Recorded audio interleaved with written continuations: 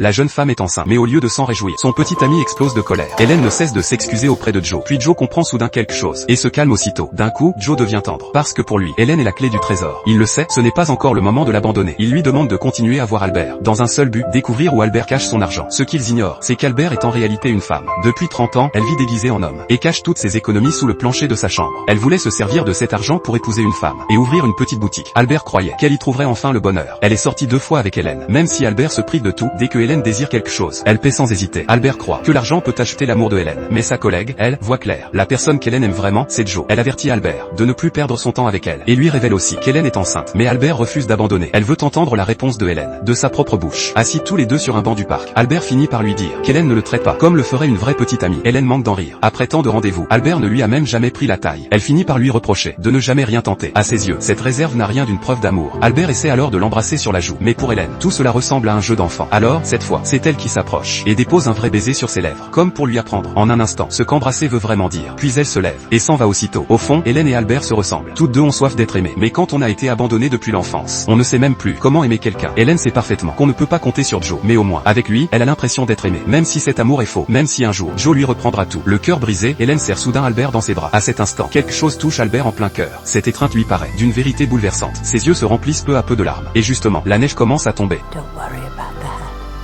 I'll buy you another one. No. Hélène se détourne et part. Elle ne veut plus continuer à tromper Albert. Albert retourne dans sa chambre. À cet instant, elle semble enfin comprendre ce que Hubert appelait l'amour. She was my world. We loved each other.